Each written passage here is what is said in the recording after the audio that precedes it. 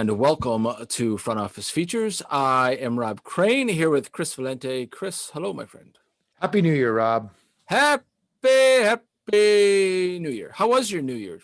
Did you do anything? What did you do? We haven't recorded a podcast in like 2 weeks. We have not. My parents came up from New Jersey for a week. They took the test, quarantined, came up. We did the same thing. Saw the kids. It was weird. It was like FSM closes down for 2 weeks, but it didn't feel like a break because I was still in the place I was at every day for 2020 at work. I just didn't sit down on my computer on Zoom all day, and then going back to work on Monday was odd. It was like, hey, I'm just gonna go back downstairs now. Like it was I'm weird. Just go to the basement. Yeah, no, it was a bizarre break. It was good not to be on Zoom. My back felt much better for not sitting in a chair all day, every day. Foam roller, man. Foam roller. I got one. It's right there. I do it regularly. But no, it was good. It was good. It's and then I feel like more so than typical, people fired back up I had a pretty busy week. Pretty responsive week too. So that was positive. But yeah, 2021. 2021, here we are. Yes, same. That my was able to see my parents and my 2 of the 3 of my sisters, and we all took a test. Did you do the rapid test or the one they like shove up your nose? So my test, the CVS where you go through the drive-through, you do it yourself, swab, drop it in, and then they put your results up on your file like a couple days later. So you do it yourself in CVS. You drive through. Got it. They went to we went to McCoy Stadium, the state tests, and they jammed it up to your brain that make you tear up. But it was fine, right? It was fine because it was a negative result. But we all did the test, and we saw Amy's family, saw my family, so it was really good. It was. How was Christmas? How was Maddie with Christmas? It was fine, right? She was great. She was the first time that I think Santa kind of was the biggest so far. Yep. But like I had my parents on Zoom. I had like the iPad out, and like no. And I'm like sweeping across. It took us, I don't know, 9 hours to open all the presents because they're like, oh yeah, I'm good, I'm done. Like you're like, okay. There wasn't a ton underneath a tree, right? So like, because usually like my family's over and like so it's presents for everybody. It was like, yeah, there's a good amount of stuff here for Maddie, and then Nolan is. Yeah, he doesn't know what the hell's going on. Yeah, he has no idea, right? So it's like, why get him anything? Did I tell you what I got Amy, or what Amy and I got each other? No. We needed a TV upgrade, so we bought a new TV. Oh, hey, there you go. Merry Christmas. Merry Christmas. So we didn't even exchange gifts. We just did the TV.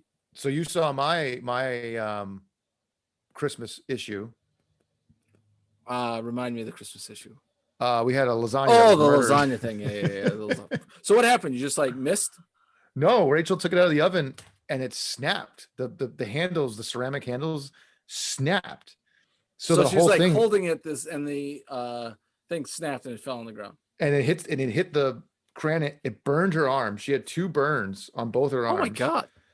It hits the ground, it hits the tile. It literally explodes all over the ceiling, under the cabinets. It was like a murder. And like her dad who was over for Christmas was very disappointed. He was looking forward to that lasagna. I almost grabbed a fork, but why not? If it didn't like 5-second rule? We had to use a snow shovel. Throw it in a garbage bag off of a snow shovel. No. So we scooped it off with a snow shovel. And luckily she typically makes enough food for 45 people, even though we only had 6. So there was still plenty we had a ham and her gluten-free lasagna, but the real lasagna, she was more upset because of how much time she spent making it, because lasagna takes forever to make, right? Yeah, right. I know for Christmas Eve I stole a book out of your playbook from you. Oh, which is? I went and got some. So it was just her and I for Christmas Eve. It was just Rachel and I. We did Surf and Turf. Oh, I loved it. Love it. Good for you. You. We did. Amy and I did the same thing. We did meatless Christmas Eve. We did surf and we did steak and lobster tails. Yeah, I got a couple of lobsters, or one lobster, couple, I don't know, for Christmas Eve, and I don't know, we scallops. I think we had scallops. So almost ruined. I go to fire up the grill. It won't turn on. I'm like, I know I have propane. Like this propane tank I got at the end of the summer, this should be Gonna fired blow up. up. Not working. I'm like, oh God, no. Like, so this is like 9 o'clock now. Like we still haven't even eaten because we were out and we have put the kids to bed. Like, what are we gonna do? Like, I have to cook the steaks inside, the lobsters, whatever. I'm like, that. I just remembered I had another propane tank under my fire table. Went and got that. I was like, let's give it a shot. Luckily, it kicked on. Otherwise, Christmas Eve, we would have had these 2 really nice steaks and lobster tails just sitting there, or I had to cook them in the oven, which that's not ideal. Never as good. Never as not good. ideal. Not ideal. So Never as good. Christmas is over. Christmas is over. New Year's is over. The world is in 2021. I don't think I've ever seen in my life people posting and such. There was like, I can't wait for 2021, get 2020 out of here, 2021. I think we want to talk on this podcast. All right, it's 2021. Now what? Now what? Now what? It's like, how do you turn the page? How do you kind of re-engage? I guess I don't know if it's re-engage, but like we kind of you gotta get your proverbial shit together, right? Well, it's weird because like you mentioned, everyone was just itching for that change of the calendar, that gotta get rid of 2020, and like you said, now 2021's here. What does that mean? What does that really mean for you? Like, what are you going to do with it? We're not going to talk about resolutions. No, resolutions suck. Here's why I think they suck. Is there all this like, I'm going to do this in the future, but with no concrete like goals and objectives to it, right? So if you're going to set a resolution, you're really going to set concrete goals to get to wherever you're trying to go, right? Like if your resolution is to get a job in 2021, great. But you've got to set the goals. What are the goals? How are you going to accomplish that goal? If not, you just have this thing. I want to be a freaking millionaire in 2021. But that's the same as you saying, I want to get a job. That's my resolution. I have no plans to be a millionaire, right? You've got to go put the time, effort, energy, the work in behind it. See what I'm saying? Oh, the resolutions. That's why people like who start weight loss programs January 1st, they don't work. Because gyms love January, right? They do. Not this year. Right. But yeah, no, look, everyone for 2020, for the most part, specifically in our industry, went through some tough times. No doubt about it. We've learned a lot about ourselves. We did self-evaluations. We figured out what we like, what we don't like. You dealt with adversity. You learned a lot about yourself, right? So yeah, you did. So, but I don't want to poo-poo, if you will, resolutions. But we're just going to call it something different. We're not going to call it a resolution. We're not going to call it a resolution. So what do you want to call it? I mean, you got to have, so if you're going to have your goals, I guess. think a plan of attack. Let's have a plan of attack for 2021. Right. All right. So if you're going to have a plan of attack, I think you've got to set lofty goals, right? Your plan of attack, you're going to set a lofty goal. I want to do something big in 2021, right? Some self-reflection. I think over the holiday, I mean, you and I talked for an hour pre-podcast about some self-reflection stuff, right? So there's some self-reflection that you've got to do, but then I think the next step is, okay, if getting an internship is the internship of is my goal for this year, or moving up from my entry-level job to the kind of next level job. Perfect, right? Agree with you. Let's do it. Okay, let's do it. What I would do is take out my little pen that I've got right here, and then I'm starting to write down a flow chart of like, that's the goal. Now work backwards from there. How am I going to go do that? Say I'm in, let's just give an example of like, all right, I want to go on to the brand side and I want to be there. I'm with a team, or I want to, or pick something else, right? I want to go work for a core 4 team. How are you going to do that? What steps are you going to take to do that? Right? Like, okay, I'm in college. What alumni work in those things, work in those areas in that I want to work in? I want to write them down, right? And then who am I going to go talk to? And I'm going to go reach out to them. And then when I get that reach out and I get that when I get to have that informational interview, what am I going to ask? right? So now you've taken your lofty goal, you started breaking it down in bite-sized chunks, right?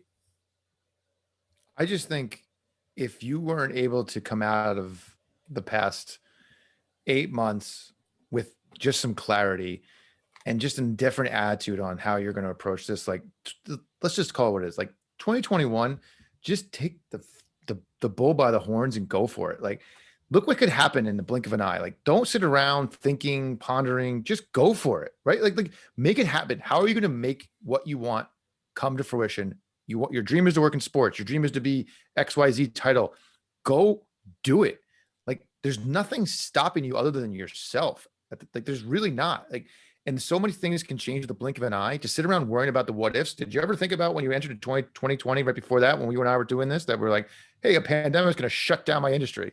No, you can't plan for stuff like that. People consistently, every time we have these information interviews, we talk to them, they're always like, well, what if I go there and I don't like the job? It's like, if you don't like the job, then you just get a new one. You change it. Like, stop playing the what if game. Stop holding yourself back and really answer the question. And we talk about this, like the why. Answer, why are you doing this? Why are you going to move for this specific industry? You better have a damn good answer, not just for yourself, but when someone asks you that question in an interview, and it should flow off your tongue so easily, because you should have an answer so buttoned up. We'll talk about a little bit. I had an information interview today and we dove into that, the why. Tell me why you want to work in sports. And once I challenged him to go deeper, it was amazing. The answer he eventually gave me, I was like, that's your answer. So now that is why you want to work in sports. Now you got me curious. Talk about your informational interview. So a good listener, Jesse, reached out a while ago. He's talked to a couple of our colleagues, wanted to discuss corporate partnerships. Goal is to work in corporate partnerships. Again, I asked the question because I challenge everybody now. Why do you want to work in corporate partnerships? Got through all that. And then I said, look, you can work in corporate partnerships in any industry, right? You can go sell stuff. You can do brand partnerships, not necessarily in sports. Why do you want to work in sports? And he initially went to, like, brand experiences and making those things happen for a brand in sports. I was like, okay, that's not the reason you want to work in sports. I was like, there's no way that is the reason you want to do what we do every day, wake up every morning, sacrifice what we do, work nights, weekends, to be able to create brand experiences for other, like, that's not the reason. And we eventually got to his answer of the memory he has from something that did back with, he's a Red Sox fan, went to picnic in the park with his dad when he was a kid, had catch with his dad on Fenway. He got to be an intern for an organization a while ago, and he was completely upset the day he had to leave, that feeling that he had, he wanted to replicate for other people in this industry. I was like, and he said it so much more articulate than me, but because it was from him, it was his answer. I was like, would you tell someone that of your answer versus, like, I played sports, I was a high school baseball player, or I'm a Red Sox fan. You've shown that person you get it. And, like, that's what this industry is about, is making society better, making people's experiences in life better, forgetting the shit that we saw happen today for 8 hours on CNN by going to Fenway Park or Yankee Stadium, and being part of a community where you just feel like you're 6 years old again. That's the special part of this business. They, you know who I think, he's a magician with words, is Charles Steinberg. When I interviewed, I don't know if it was in the interview or if this is just things that he talks about at work. He calls it the baton and the wand. The baton being like, we're going to all work through this together, and let's lead, and let's work together for a common goal. The wand being the magic that sports brings, taking somebody out onto the field, having a catch, taking the corporate partner, whether it's kid or taking one of their initiatives and making it so much larger, right? And that's the wand that sports has, that the memories that are created, the feelings that are created can't be replicated if you're selling, I don't know, TV ads, right? It just doesn't work that way. And I always thought the baton and the wand was a good descriptor of that. It's a good analogy. And that's the people on the outside who listen to this podcast who want to be on the inside. that's where you need to go deep inside yourself and answer that question first to yourself, not because you think it might be cool to work in sports. That's not a reason to go do something like, oh, it might be cool. No, tell me why you want this and tell yourself first. Like, that's going to make you sound so much more authentic when you answer that question, because you always, no matter who it is or what inner job it is, someone always asks you that question, right? Yeah. Why do you want this job? Why do you want to work for XYZ? And if you come back with a canned answer, you just go into that pile of, If you come back with an authentic, true answer that people can believe because you believe it, yeah, right, that changes the whole entire perception of you as a candidate.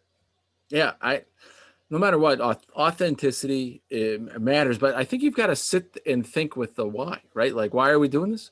And I think 2021 is the way to answer the why, right? Because we've overcome some adversity. I guess you can see the light at the end of the tunnel of overcoming the adversity. And now it's time to put your why into reality and trying to get those, get that position, get that opportunity to put your why at work. Put your why to work. Hey, there's another t-shirt. So speaking of t-shirt, look at this new gear. Look at this new gear. I don't have any. Well, I haven't gotten any swag. Gear. Yeah, I've gotten no swag. Nike. This is good stuff. It is good stuff. I have no swag. I have no Worcester Red Sox. And the people listening on the podcast have no idea what I'm talking about. They'll see it now because now we have. Oh, we should actually talk about that. We do have some help on our social media. Welcome to the Front Office Futures family, Alina Nunez, San Diego State. Alina Nunez, our great partners at San Diego State. We've worked closely with them, and Alina is making our social media. Bringing it to the 21st century. Sorry, Michael. Sorry, Mike. You were great, right? It's no put You're down fired. to Michael Scott. You're fired. But Alina is just starting, and she's going to be helping us with the social side of this and the digital marketing side of this. And I'm pumped for it. It's going to be mutually beneficial.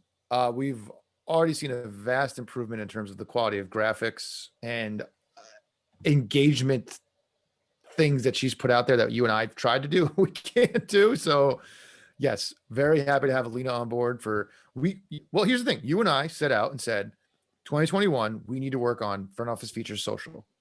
Right. We looked in the mirror and said, you and I, one, don't have the time to do it. Two, don't have the capabilities of doing it. We can admit when we don't have a skill set. We went and found someone who does. We didn't just talk about it. We did it. And that's where, like, I feel like you've done this a lot. You probably have a lot of informational interviews with people they tell you a great story or they say all the right things, but they don't actually act upon it. And why is that? So do you not really want it? And like, if you're listening to this podcast, you clearly have an affinity for this industry in some capacity. What is it that gives you the initiative to listen to you and I talk about this for now over a year and a half? Still coming back, listening to us talk. You're chasing what dream? Why are you not just going and making it happen? And I know that sounds easier, like, of course I take a job right now. Fine, let me just get a job. Thanks, yes, I understand it's a pandemic. And I understand our industry still got like a little bit tumultuous couple months ahead of it. But now that we have that light that you just mentioned, you should be doing everything within your power to separate yourself from that pack and not be that lottery ticket. Amen. Amen. I think now's the time. And I think that also swings into into the next thing I really want to talk about. I feel like those Worcester Red Sox jobs that we're hiring for is a perfect real life case study of what we talk about. Because I'm seeing it each day. So, I mean, it's playing out in real time because you have a case study that's hard to find right now, which is a job opportunity that people are specifically applying for. So we have corporate partnership services job, 300 people applied. That's how many would you typically get like how much would you typically get in a normal non-pandemic minor league baseball team? 50, 75? Yeah, I call 80 to 100. But I'll say this, the candidate pool's way deeper. Like, it is legit. No, I'm saying now, yeah. Now it's crazy. Before it was like, maybe I can turn them into something. And then the ticket sales team, we've got 200 people for that. And that's always the hardest one, is like, it's not an easy position to fill. And they got 200 people for that. And I'm seeing it play out here. Can I tell you something that bugs me? Oh yeah. Let's go. Me. Bugs Rob. Let's bug Rob. Let's bug me. Dear Rob, I wanted to get an update on my application status. Thanks, person. Have they interviewed, or they just applied? No, they just that's their creative follow-up email. Like we say, hey, follow up with the person. I don't care about your application status. Tell me why you're better than the 299 other people. Yes. Right? Application status, who gives a shit? Tell me about it's in the pile with the other 200 people. There's your status. Right.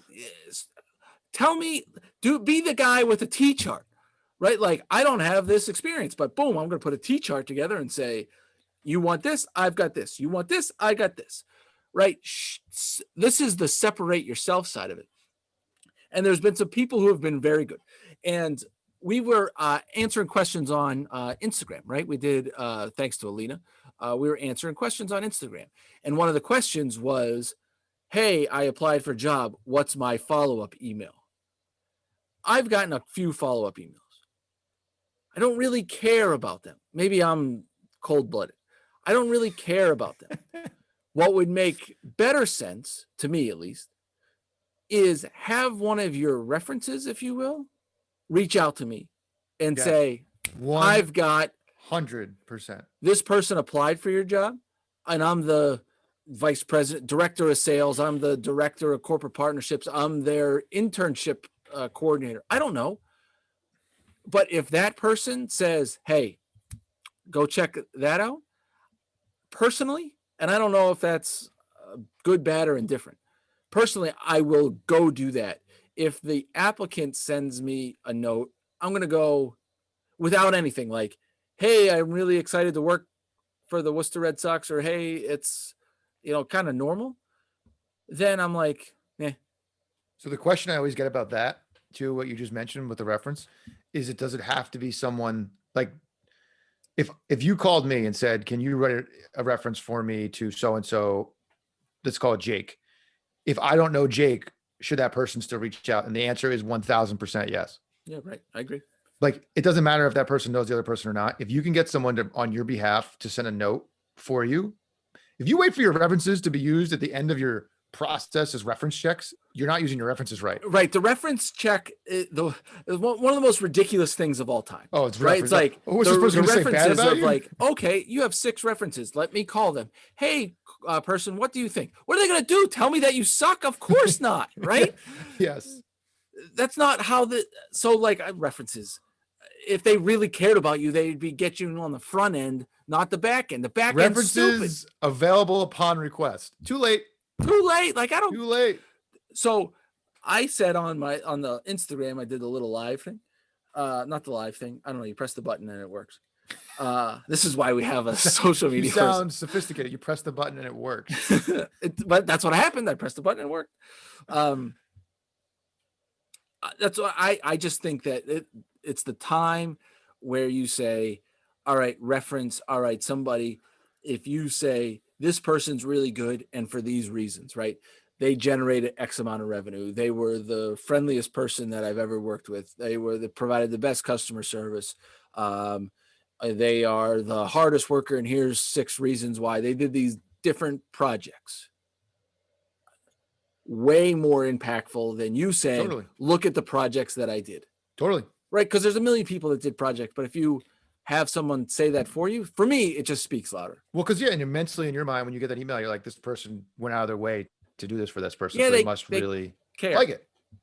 Right. No. And that if you, everyone listening, if you're waiting to use your references till the end, you're not using your references the right way. Right. Because references upon request, I'm not going to request you. Even if they're listed, I'm never calling that person from your resume before I ever how many people have you ever called that was listed on a resume for a reference? So one of the things that happened to me, I don't know if you've ever had this happen to you. There was a person way back in one of my offices. I don't want to, and don't say it because I don't want to re-record this. I don't want to re-record this, but they were applying for a job, right? And they would list a reference. I was one of the references. They didn't tell you. And they did no, but they told me it was fine. I was doing this whole thing. You know what the prospective employer did? Called one of the looked up the people online, called one of their colleagues out of the blue, and was like, "Hey, what did you think about this person?" They got the real answer from there. That's not right, though. They got the real answer from there. I know, but I don't think you should do that. Oh, that's the team. That's the team's thing. I've never done that before. No, I'm just saying that's what. Yeah, happened. I don't think I would do that. I feel like that's just, it's kind of, I don't know. That's kind of weird. But anyway, I've never seen a resume and said, "Here's my 3 references. I'm going to call them before any other reason I've ever talked to this person." I even told someone who works for me, go ahead. Do not go through your, because they're going through an interview process right now. Do not go through your interview process without me letting me send an email on your behalf to the person that you want me to send it to. Right. Do not wait till the end of the interview. Do not wait till your second interview. Don't wait till your third interview. Get in with your references immediately to put it in these people's minds. This is someone that's worth our time to invest in, to keep talking to. What are you waiting for? What are you waiting for? Yeah. I thoroughly agree. I think that you got to use your references, the whole network thing, right? What good is it if you're going to use it at the very end? You've already gotten to the point without that person, right? Like that's right. Like you don't need them anymore. Yeah. So the reference thing is interesting to me, and I'm starting to get the email follow-ups of like, where's my application status? I mean, buddy, you're not applying to be a line cook in the concession stand. Pending.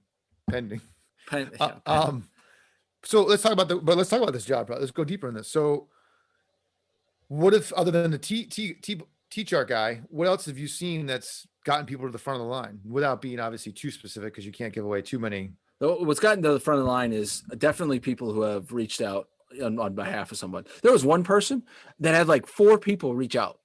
And it was like, got it. I get it. This person is good, right? Well, but it works. 100%. The person's in. The person is in. Of course. The person is in. Right. And here's the other thing, guys and gals. The reference is never going to be able to get you the job. You still got to go do it, right? Right. Like we can set you up, but it's your job to close it. Like that's agree. Unless the person is the owner's son or daughter or some crazy, ridiculous connection, that very rarely do full-time roles get hired because of someone tells someone to do this. They can get you in the door from an interview perspective, but they're not getting you the job. No matter how wonderful a recommendation I write you, you still have to go and close it.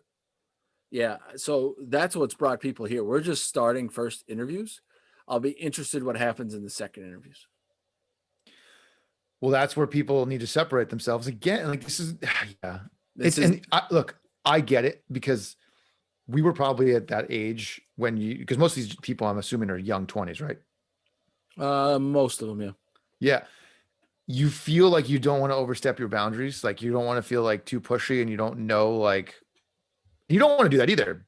But there's a fine line between squeaky wheel, right? Like kind of gets things done, versus sitting back and just hoping for the best. If you sit back and hope for the best, ain't going to work. Not when there's 300 other applicants or 200 other applicants. You got no shot. 0.0 shot.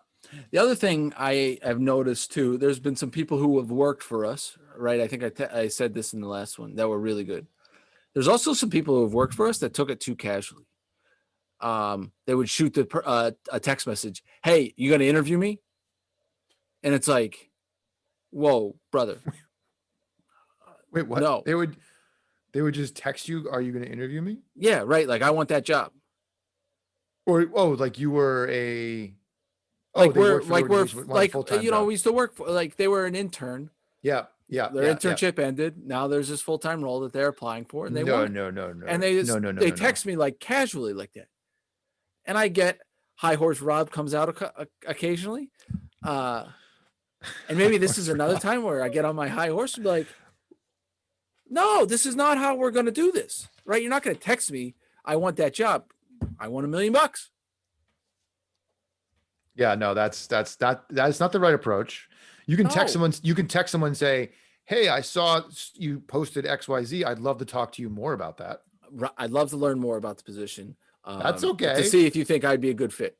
That's okay. No, I want that job. In all honesty, I will return that text or I will turn that call. Let's get on the phone and we'll talk about it. That's okay. And the answer might be no.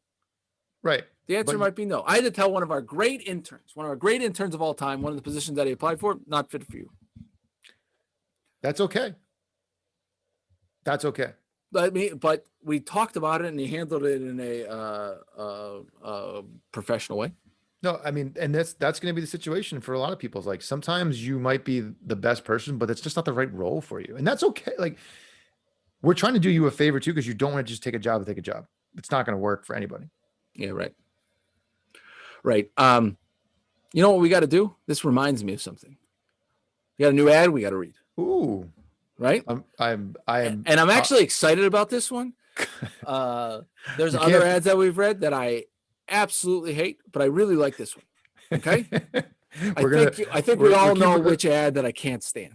Yeah, because it's 3.5 minutes long. I hit skip ahead 30 seconds. I keep hitting skip ahead, and it's like it's Costanza's. Still going. It's Costanza's, right? We're all going to be latex salesmen. All right. I want to tell you a little about Blue Wire Hustle, a brand new program where you can host your very own podcast here at Blue Wire.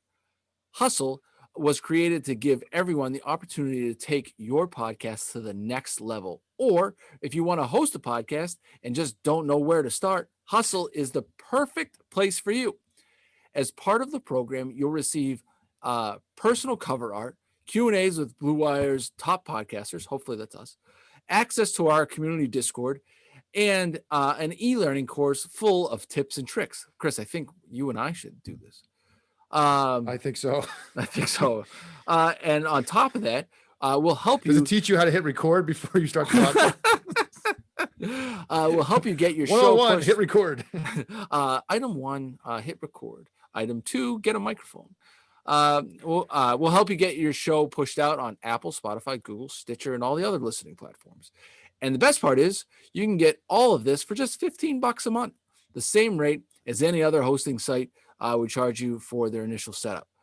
So whether you're starting from scratch or have an existing show that you want to grow, Hustle is an open door to leveling up your sports experience. Acceptance into the program is limited. So get your application in today. To apply, go to bwhustle.com/join. Check out the description box in our episode to find out more. That's bwhustle.com/join. Isn't that a cool program? It's really cool. I mean, Kevin Jones. Did he talk a little bit about this when we interviewed? He did. Yeah. And then like they've seen that there's a lot of people out there looking to do this. So why not set up a system to help people out? It's affordable and you get to learn. And we talk about like doing a podcast, even though we make it look easy because we're a bunch of adults sometimes, but it's not that easy. And it's a time commitment, and you need to put a lot of effort into it from a time perspective, I would say. For me, it's not so much the time like here tonight, like that time's fine. Not this time. Recording the podcast is the easy part. It's the social media stuff. It's what are we going to post? What are we going to do? The graphics, the videos, all that kind of stuff is way harder than I thought. And I also think too, the time, us getting interview guests also that's tough. Yeah. Time is like, I told you today, I had my first thing was 9:00 in the morning, Nolan's 4-month checkup appointment, to 5:00 today was literally every single minute was chock full of a meeting or a Zoom or something like that. I mean, lunacy. And we're not even back to where we have games, right? So like it's also finding and coordinating time with the guests to record the podcast, let alone reaching out to them and ask them. And then, now schedule it. Oh, good point. So anyway, coming out of this, one thing that I wanted to bring up with you that we haven't talked about offline, maybe we should before talking about it online, but who cares? We'll see. Sorry, I was just posting on Instagram for us. Oh, good for you. Yeah, I figured it out. You guys were, so before we get into that, You guys were literally sending text messages, you and Lena, on this text chain. Yeah. About we're getting these questions and response. I'm clicking. I'm like, what are you talking about? I don't see a message, a question. Oh, we just gonna go to it. I'm like, what do you? And Rob's like, oh, I'm answering these. I'm like, I was pressing the button and it worked. But what? I was like, I can't find it. I have no idea where it was. I'm like, Rachel, what are they talking about? And as I gave up after, I was like, all right, Rob's doing it, so we're fine. But anyway, sorry. Anyways, one of the things I think on our podcast we should do is brainstorming here with you. We're gonna have a live brainstorm. I think we should have a sports business feature, some sort of sports business topic that has come up that we just talk about. Might not have anything to do about getting jobs or, how to, phrase your cover letter. But I do think I've gotten some feedback about I'd like to hear your take on what's going on in the sports business world. And it might be, one thing one week. The whole episode might be just reacting to sports business, right? So we used to do that a lot. Yeah, and I think we should have not a segment, if you will, or a bit. We can kind of give a behind the scenes of probably how without maybe sometimes even knowing our take on how it either came to fruition or. Right. I think that would be good. And I think too, I wanted to get your take on this because I think you have the most intimate knowledge of this is NHL with their schedule, but also the AHL side of this, right? Yep. Is the AHL, you could opt in, opt out, you could play, you couldn't play. What do you want to kind of give everyone, level set everybody about what happened in the NHL and what happened in the AHL? So the NHL has a much different issue than the NBA. One being that they have way more Canadian teams and you can't cross the border. So they have 6 Canadian teams who have to play in a said quote unquote Canadian division for the foreseeable future. Well, I guess they'll cross that bridge in playoffs. Hopefully everyone's vaccinated by then. You're right. So they're kicking off their season January 13th, like a week from today, I think. 53 games, I believe, is what they're playing. With no off days. They're cruising. There go. I mean, because here's the crazy part. There is some teams, like my favorite, the Devils, haven't played since March. That's crazy. We're January. They haven't played since March. So they haven't played. They haven't literally AHL shut down. The AHL, and we'll talk about too. So a lot of teams who didn't make the playoffs, and almost everyone made the playoffs last year because they expanded it. But the teams who didn't haven't played since March. So they're coming back it's like the NBA teams who didn't play in the bubble. Exactly. Right. So, but they came back earlier, right? The NBA, when the NBA started, I blinked. I was like, wait, the NBA is playing regular season games. I had no idea. Also, big shout out to USA. They beat Canada last night in the World Juniors Championship 2-0. It was a matter of time before it became better than Canada than everything. So we've now taken some good Canadian listeners. So we do, but hey, my grandmother was Canadian. I can say those things. I'm part of the brotherhood. Amy's Canadian. Hey, my grandmother's from Toronto. I could say those things about my brethren. Hey. They do have their bacon's probably Canadian bacon. I don't know. Anyways, so NHL is fired up. They're playing 52 or 53 games, whatever it is, starts next week. But the AHL, my former league as well, 3 teams opted out. Right. Springfield was one of them, right? Springfield, Charlotte, and Milwaukee. Don't ask me why. I have no idea. There's the rhyme or reasons why those 3 are the ones that did it. And then the Canadian teams are going to play up in Canada, same issue. But then a lot of the teams down here, like the Providence Bruins, are playing in Marlborough, for the Marlborough is 40 minutes from. It's like ice hockey. It's a youth hockey ice rink that's got facilities that are for big tournaments. And that Marlborough one has 6 or 8 sheets. Yeah, it's gigantic. Fun fact. I ice guarded there when I was in college. Was that a fun fact or was that just a fact? That was fun. Shut up. Anyway, it's that kind of rink. So the Devils are playing in Newark, down in their building. So there's no fans, right? So they're just, I think the NHL, I don't know what the deal is. I'm sure the NHL, and the NHL different than the taxi squad in baseball. But the difference between the NHL and the MLB with the minor leagues is the majority now of NHL teams own their AHL franchises. Right. So from a financial perspective, the tickets really don't matter, quite frankly. It helps offset costs, but they need their prospects to play. There's no way around it. You need the people to play. So if they go play at quote unquote games, which will be closed scrimmages in essence, that's still going to get as much beneficial for them as these people who aren't playing. So the financial model for the AHL is very different than the minor league baseball, obviously even more so since all the changes you guys just went through. But it's unfortunate though for the people who work in the business, right? We always talk about sports business. There's no tickets. There's no sponsorships. There's no sponsorships. There's no revenue. There's no staff. All costs. There's no staff. Like these people aren't keeping their jobs. It's all cost. It's all cost. It's travel. It's the COVID testing. It's all the protocols you need to put in place to keep the players safe. And they've minimized travel as much as they could. Like they shrunk the divisions. Everyone's just going to play each other 25 times. It seems like. Yeah, right. But they don't. The NHL's viewpoint is like we just want them to play. Like the league itself is kind of taking a back burner to this because they just need games. You're not going to look at the end of the season and be like, "There's a real champion." Because how could you? I'd be wondering if those teams that you just said, how the opted out. I wonder if they were all.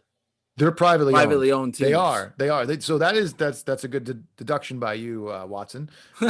So those three are privately owned. Springfield, Charlotte, and Milwaukee. What are those guys going to do? Like who's Springfield associated with? I forget now. They changed. The AHL changes so much. Milwaukee, or is they Blackhawks affiliate or something?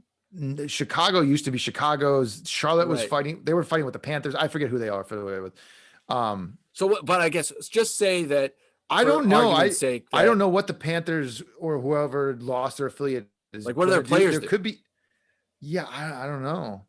I don't know that answer. I didn't look enough deep into it, but I know the president of Springfield pretty well. He Nate Costa. So I haven't reached out to him to see what. Let's get him on the podcast. He's got nothing else to do. I'm sorry, Nate. And they do a ton of Springfield College interns. Oh, I'm sure. I mean, it's got the pipe right there. So yeah, right. Yeah, no, but here's the upside for you listeners out there. The fact that these staffs just got rocked, similar to minor league baseball. 2021 is going to look 2021, 2022 season going to look a lot better. You knock on wood. Can't look any worse. There's going to be jobs, and positioning yourself to be ready for those jobs when they come up is what you should be focused on right now. Yeah, I agree.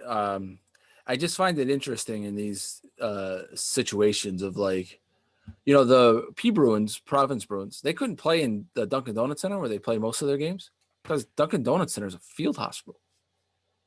Well, not even just that. Here's the other thing: like the cost to turn that building on. Oh man, it doesn't make sense. Like if you're not going to have fans, like why would you pay to have that building operating? You just go play in it. Literally, they just need a sheet of ice. That's not going to get their players 20 ACLs. They need a sheet of ice and a place to change. Yeah, a good quality sheet of ice where they're not going to be like they're playing in a rinky-dink ice that's got bumps all over the place, so they're tripping over themselves, and the ice is good. That's all they need. Gotta have good ice. Gotta have good ice. There's an ice guru out there. What the hell is his name? Oh, I just blanked. He's like in charge of the ice of the NHL for all the winter games. Like, Dan. Oh, really? Dan. Oh, yeah. It's like a thing.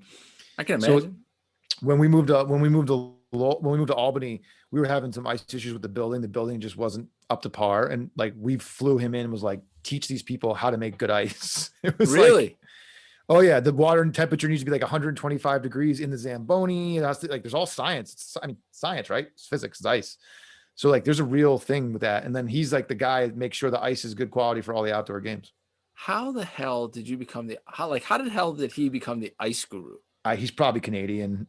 I'm assuming. I played on ponds a lot when I was a kid. Yeah. What's that guy's why? yeah, exactly. But he figured it out. Damn, what the hell's his name? Oh, it'll come to me, of course. My brain's not functioning yet for 2021. But yeah, so the NHL is back. NBA is back. College football quasi made it through a season. I have 15 bowl games canceled. I have to give it to the NFL. For the most part, they did a pretty good job. Well, the Browns don't have a coach this weekend. So I know. Go Steelers. Yes. That's Monday, Sunday night, 8:15 game. My Giants will be sitting at home watching. How pissed were you when they took out Jalen Hurts? Oh, so here's the thing. apparently like the Eagles players are like They should be. They want to kill him. They should be, because look, the Giants. Not even as a like the Giants have no business being the play. They were 6-10. Like they can't be that mad. Even John Mara, the owner today, says like we can't be angry about it. We're 6-10. We don't deserve to be in the playoffs. Plain and simple. Right. But you don't take out the quarter. Like, they went for it on 4th and goal from the 4, and then they took out their quarterback for the 3rd string in the 4th quarter in a 3-point game. Like, what are you doing? What are you doing? You're in the business to win football games, whether you're and it's like the Jets fans being pissed off that they won. Right? I get why the fans are pissed off, but the players don't care. No, of course their job is to win, right? Yes. The coaches' jobs are to win. They don't care about Trevor Lawrence. No, you care about the 53 guys that you have there. Yes. in the locker room when there's 53 guys playing a football team or 25 guys on a baseball team. They're in there to win. And for a head coach to be like, nope, that's not important. His first 2 plays one was a pick, interception that he threw up 25 yards over the player's head, and the next play they got the ball back, and he fumbled the snap, and so the Eagles players played hard. Like the game was right. Washington had to win that game. But they're professionals. That's what they do. Right. Did you hear JJ Watt's thing? Yeah, I did. It was like, what are you going to do? It's like, I'm going to show up and be a professional and do all this. It's like, yes, do that. Yes. No, that was bad. I not even as a Giants fan, because honestly, the Giants, they're 6-10. I can't be like, oh, they screwed the Giants. It was bad. And the people that I think what the people had the most problem with it was the NFL went through so much to get through the season, right? The issues, figuring it out, to end it like that on national television was just horrid, just bad. But hey, playoffs start. We have more playoff games this year, so that'll be something. 3 games each day, which gives us something to do on the weekend. Who do you have in the Super Bowl? Chiefs. The Chiefs will beat the Bills. The Bills they're probably a year away. Oh, I got Packers Bills. I think the Steelers. Don't get me wrong. The Steelers got no shot. They got no shot. They're going the wrong way. The momentum's going the wrong way for that team. Right? Yeah, maybe. I think they're going the wrong way. They could also lose to the first round with the coachless Browns, and it wouldn't surprise me. No, the Browns always find a way to Browns. Like the Browns, this is the most Browns thing. Steelers almost beat them with backups. The Browns finally get in the playoffs, and their coach can't even be there. So it's the Browns. And I'll go Chiefs Packers. Chiefs Packers. I think. I don't know. There's always a surprise in there. I would love to watch that. Chiefs Packers would be a great Super Bowl. That'd be a good Super Bowl. I hope the Bills make it. I hope those Bills fans are crazy. I'd be okay with the Bills. They're fun. I just think they're probably a year away. Like they don't have the experience, right? And that matters. Like you go up against Mahomes. Seahawks would be tough out too. Think about the Chiefs. The Chiefs went to the AFC Championship against Brady 2 years ago. Yeah. Almost won. Didn't quite get there. Learned how to win. Went back next year. Do you think that learn how to win is exactly it? Or do you think it was a perfect pass by Brady to Gronk over the shoulder that was there? I always think that learn how to win is crap. No, I think in the playoffs, especially when you're young and Josh Allen's young, it's different. I think it matters. There's very few guys. Roethlisberger went into the Super Bowl and won in 2005. His defense won. Yeah, he didn't do anything. He almost lost the Super Bowl. Yeah, his defense won that game. And the Bills threw the only touchdown pass. Yeah, exactly. And the Bills don't have that defense. They don't have that defense. He caught the touchdown pass from I forget who the hell. Antoine Randall. He threw the touchdown pass to and not Big Ben, right? So like, what did Big Ben really do? He just stayed out of the way. But, barely. I'd say that the Bills are a year away. You think so? Yeah, I don't think. I mean, they could. Like, they're good enough, but I don't.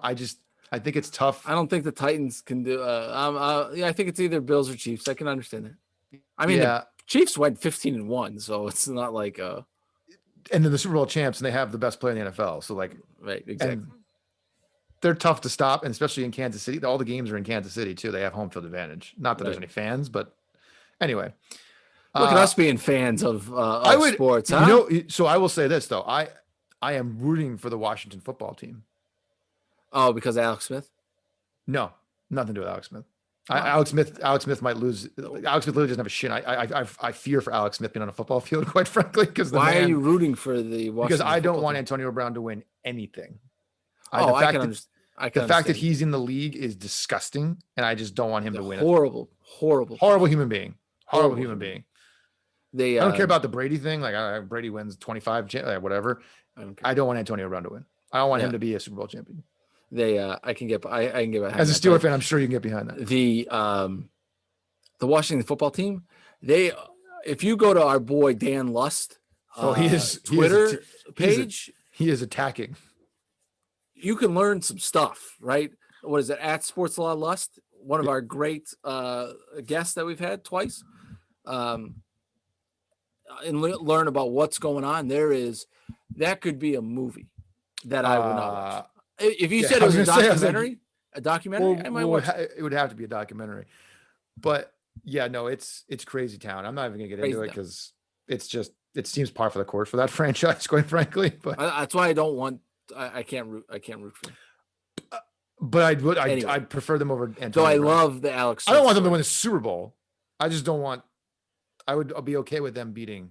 I like the Alex Smith story. I do. They should rename Comeback Player of the Year the Alex Smith. They have award. No chance. No, fine, but they still. I know the Alex Smith thing. Died. Literally, it's a great. That's why I fear for him being on a football field. Like, is it safe? I don't know. That's not my call. He doesn't have a shin. He doesn't have a shin. He literally doesn't have a shin. So, like, if he gets a hit in the leg, you're like, ooh. I don't know. But anyway, well, it was good to welcome back. Welcome back. Well, that Mace song. Remember that Mace song? I do. Welcome back. Welcome back. Speaking of Dr. Dre. Oh, tough, right? He's back home though, I thought. Is he? I saw last night that he's in the guy got a brain aneurysm and they robbed him while he was in the hospital. Wait, what? They broke into his house. They broke into his house while he was in the hospital. And then they caught the people, but they were robbing him while he was in the hospital. Unbelievable. Imagine messing with Dre right now. Dr. Dre, man. Yeah, Doctor. By the way, Dr. Dre, his first album, The Chronic, had the marijuana leaf on it, right? The black one with the marijuana leaf, one of the great albums of all time. Yep.